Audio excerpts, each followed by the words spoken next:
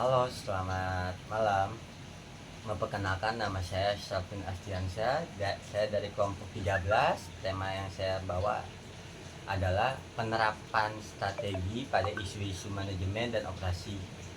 Di sini saya akan menjelaskan pengertian dari penerapan strategi adalah penerapan strategi umum bisa diartikan sebagai upaya individu atau kelompok untuk membuat skema guna mencapai target sasaran yang hendak dituju.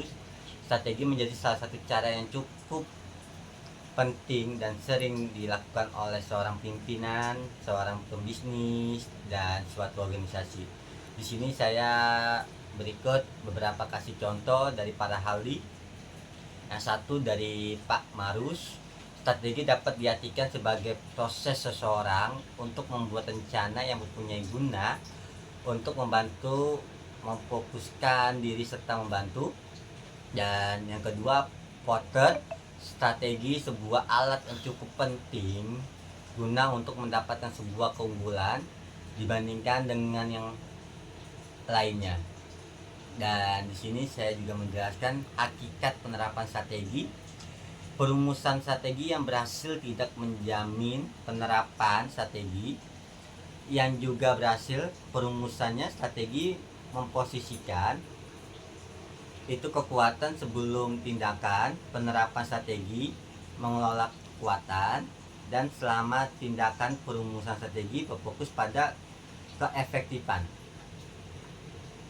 Dan di sini juga saya menjelaskan ke alokasi sumber daya.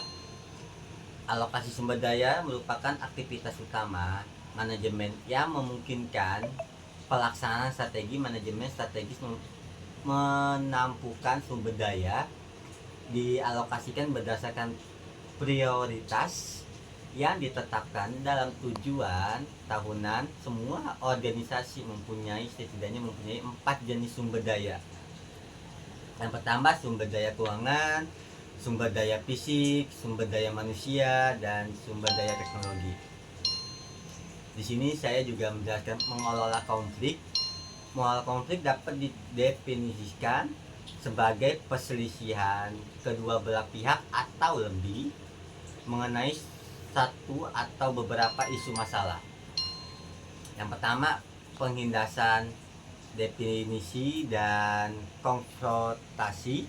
Dan yang kedua, konfrontasi dicontohkan oleh pertukaran anggota pihak-pihak yang berkonflik sehingga masing-masing bisa memberi operasi mengenai sudut pandang lain atau yang berbeda. Di sini juga saya menjelaskan kebijakan.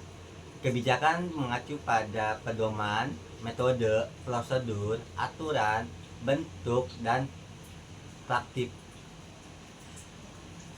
yang ditetapkan untuk mendukung dan mendorong upaya menuju pencapaian tujuan tersebut. Dan di sini juga saya ambil kesimpulannya adalah perusahaan yang bijak menunggu datang krisis. Mereka proaktif memantau, menganalisis, dan mengelola isu sebelum berkembang jadi ancaman serius. Satu contohnya, bentuk tim khusus pemantau isu. Kedua, gunakan tools monitoring media sosial. Yang ketiga, latih tim VR dalam komunikasi krisis. Yang keempat, buat protokol respon cepat untuk berbagai skenario. Dan terima kasih dari penjelasan saya.